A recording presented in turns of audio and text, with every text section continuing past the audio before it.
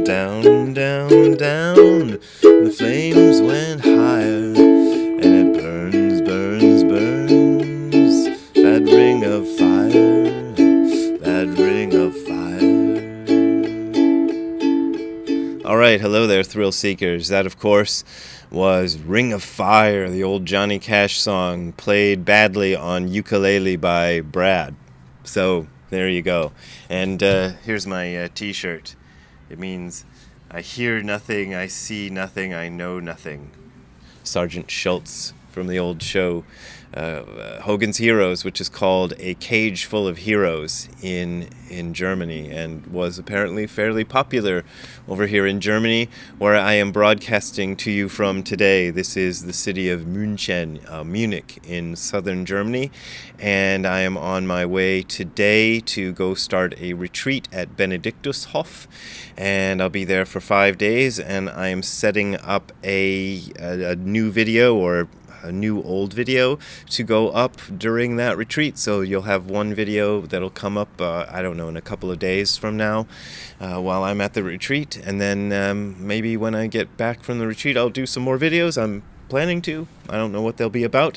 But today I thought, instead of doing, a typical sort of Zen lesson sort of video, I would just tell you the story of my first retreat here in Europe during my tour, because it's kind of interesting. So that's what this will be. So there will be no Zen lesson, no takeaway, no wonderful enlightening story on this one, just the story of the retreat. So here goes.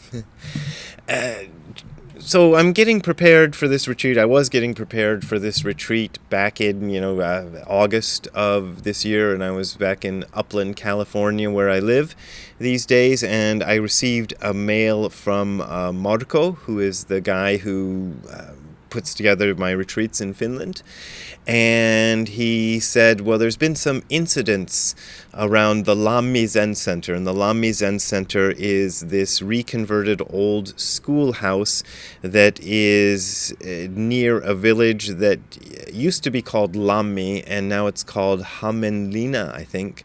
It's part of a bigger municipality. I wouldn't even call it a city, called Hämeenlinna, but it's a little village called Lammi, and it's really in the middle of the countryside in Finland. There's nothing really much around there, and so the schoolhouse just kind of stands in the middle of forests and fields and a lake, and not very many houses and some farms and things. And the schoolhouse was shut down a long time ago. I don't really know how long ago, 40 or 50 years ago, I believe. I'm not really sure. Somebody maybe can comment in the comments if they know the answer to that. But it was converted into a Zen center, I believe, 10 or 20 years ago, and was run, or is run, by an American woman named Karen. I don't know Karen's last name. I only met her one time. She hugged me. I'm not a hugger. She said, "Are you a hugger?" And I said, "No," and she hugged me. So I met her one time a few years ago. But she's usually not there when we do our retreats. She usually goes somewhere else. But she lives there part-time, and she lives elsewhere part-time. So anyway, I got this message from Marco saying there's been some incidents with an arsonist, and this arsonist set several fires around the village of Lammi. He burned up 3 cars and a bunch of mailboxes, and he seems to have a special fixation on the Lammi Zen Center because he burned up Karen's car. He set fire to her car, and I didn't see any pictures or anything, but apparently the car was totally burned to a crisp. No one was hurt. Karen was inside at the time. He does all his work late at night, so she wasn't hurt, but somebody called her up and said, "Hey, your car's on fire," and she came out and she found the car totally destroyed. So Marco asked if I wanted to carry on with the retreat, and I said, yeah, let's carry on with the retreat, because there was 26 people who were signed up for the retreat. I figured the arsonist was probably a lone arsonist, and it wasn't, like the villagers of Lammi coming after us, like the villagers in a Frankenstein movie coming to, torch the zennies or something like that. I figured it was one person, and that the 26 people signed up for 27, I suppose, including me, could handle one arsonist. So we signed up for the retreat and just kind of hoped for the best. So, the first night of the retreat, everything was fine. We all went to sleep. But I was woken up just before the bell was supposed to ring at 5:30 in the morning to wake us up to start morning zazen. I got woken up by Marco and Lari, the other person who was sort of in charge of things at the retreat, and they came into my room and said, we got to talk to you. And the reason they wanted to talk to me is they were woken up at around 4 in the morning because they heard some commotion outside, and the commotion outside was the sound of some fire trucks. The fire trucks didn't turn on their sirens, but they were fire trucks and they were making rumbly noises and things. And so apparently, I didn't see any of this or hear it, but apparently there were a couple of fire trucks parked outside, and they were putting out a fire in front of the Zen Center. And what had happened was that the fire department got a call at, I believe they said 4:03 in the morning, saying that the Lammi Zen Center was on fire. And the fire department came out, a volunteer fire department, because this is a very small community, but the volunteer fire department came out to investigate, and what they found was a little patch in the lawn in front of the space, in front of the Lammi Zen Center, was on fire. And they put it out very easily. I think they used a couple of liters of water to put out this little fire. And they found like a wooden stick and a plastic cap. So apparently what this person had done was that they probably had gasoline or some sort of flammable liquid in a container, and they twisted it off, poured it on there, and set fire to it, and probably hoped that it would catch fire and burn down the Zen Center. I suppose that was their plan. But it's been rainy around Lammi.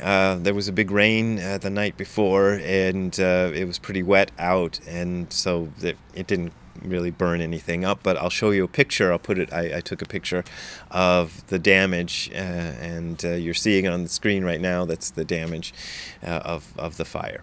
And this is a photo of the group of us at the retreat. We kind of gathered around the place where the fire was started, only it had been fixed up since then, and this is us gathered around where the fire was started, the retreat participants. So we took this seriously. My opinion, which I relayed to everybody there, was that this is probably a very weak and cowardly person.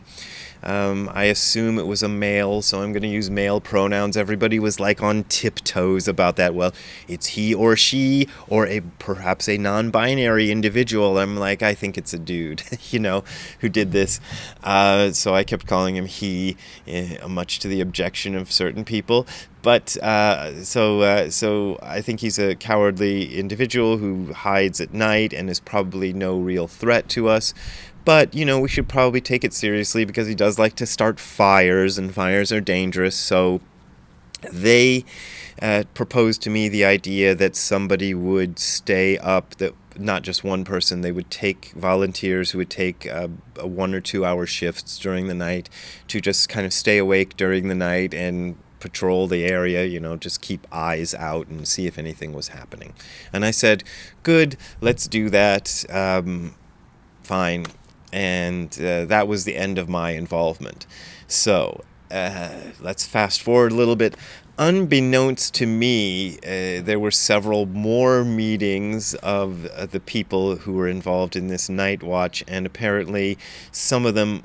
In Finland, there's a rule of every every male, I think. If there's any Finnish person who wants to chime in on the comments and correct me if I'm wrong about the details of this, but I understand it to be every male when he reaches 18 or 20 or so years has to go do a certain amount of time in the armed services. So basically just about every Finnish male has been, and maybe, I don't know if women have to do it too. Again, if you want to sign up or comment and tell me.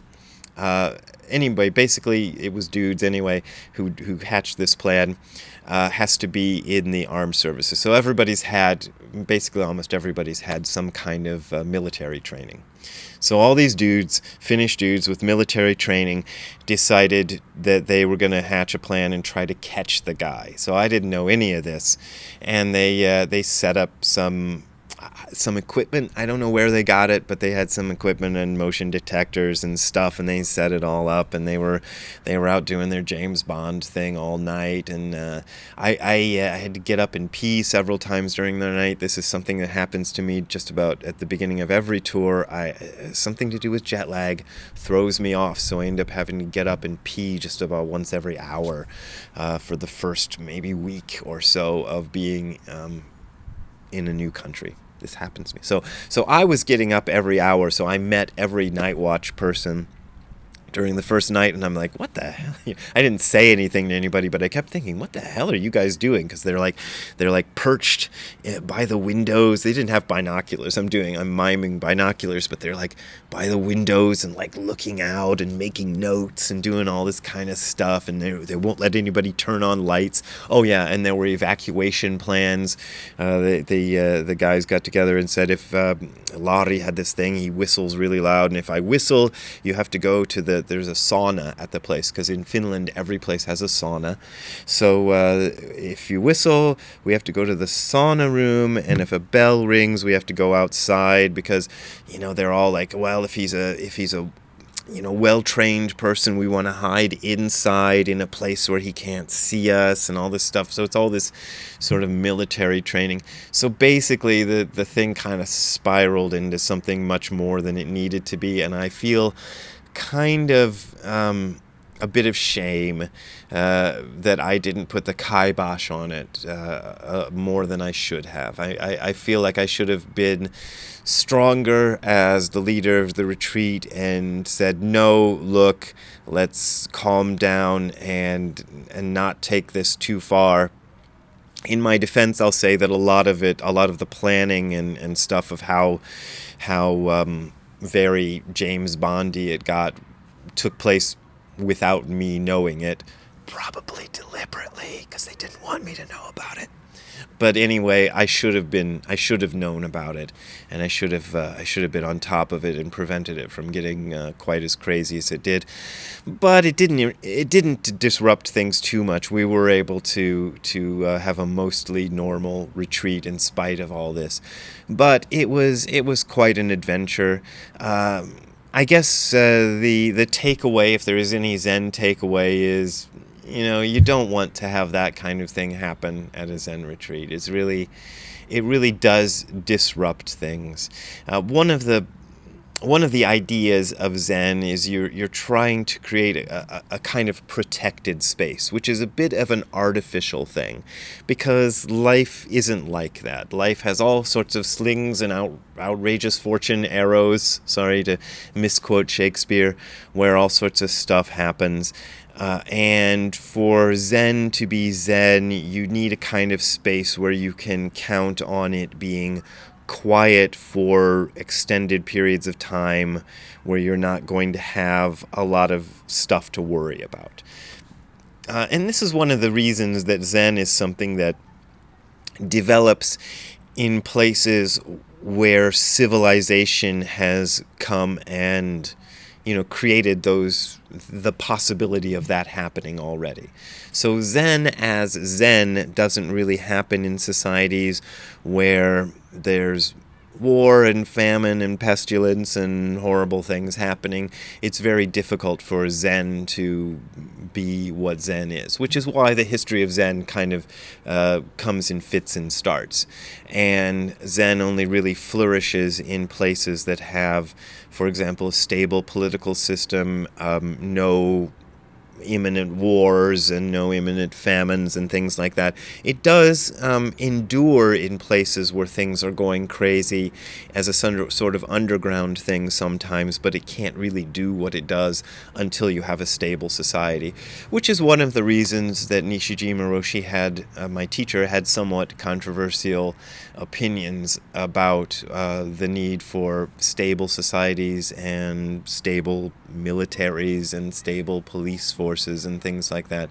He thought it was necessary in order to have a human society where Zen could flourish, because people can't really practice. People cannot. I hope you were able to hear me say that because I said it fast. People cannot really practice unless the society is kind of, settled. I guess that's the one slightly Zen-y lesson, and I hope I didn't harsh your day by saying that. But there you go. That's the story of the Finnish retreat. I hope you enjoyed it, and I hope that my retreats from now on, the rest of the retreats I'm going to do in Europe, are a little bit better. And speaking of which, I'm going to show you a list of the retreats that I'm doing in Europe this year, and they are showing up on your screen. I'm in Germany right now, and I'm traveling to France, Belgium, and England. I think that's it, because I've already done Finland. Yeah. So if you want to know about info about the rest of the remaining retreats, the ones you can still sign up for, you can go to hardcorezen.info/events. That's showing up on your screen. There you will find clickable links for the rest of the events, and the ones that are still going on, I think, are mostly open to new participants. I'm not sure. Write to them and find out if you want to find out.